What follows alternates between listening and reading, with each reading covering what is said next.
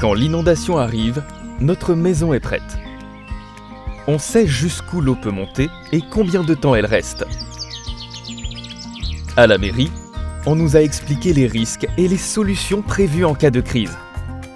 Un diagnostiqueur nous a conseillé les travaux essentiels pour assurer notre sécurité et limiter les dommages.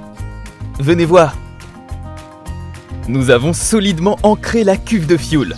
On sait où ranger le bois et les petits objets dès la première alerte. Notre clôture laisse passer l'eau mais retient les objets. Autour de la mare, des ancrages peuvent tenir des piquets pour savoir où marcher quand tout est submergé. Nous avons colmaté les fissures des murs et autres points d'entrée pour empêcher l'eau de pénétrer. On en a profité pour repeindre d'une couleur différente le bas des murs.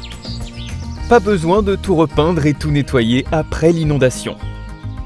On a rehaussé notre groupe technique au-dessus du niveau des plus hautes eaux connues.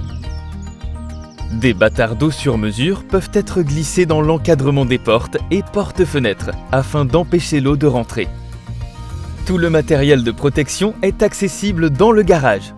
À l'intérieur aussi, on s'est adapté pour éviter un maximum de dommages. Suivez-nous. Nos clapets anti-retour empêchent les remontées d'eau dans les canalisations. On a surélevé le tableau électrique, la chaudière et on a remonté les prises.